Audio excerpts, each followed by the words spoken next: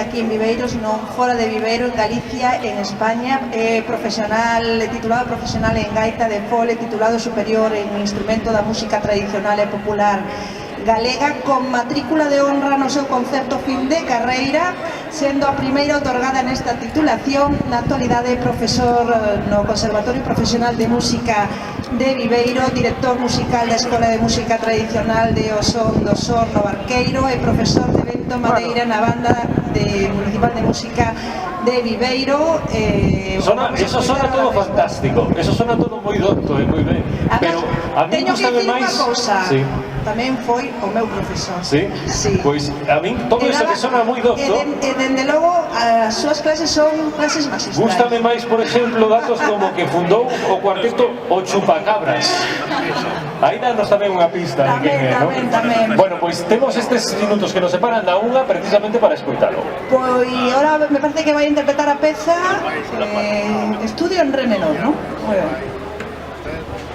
Directo desde la Plaza Mayor de Viveiro, el sonido de la gaita de David Bellas.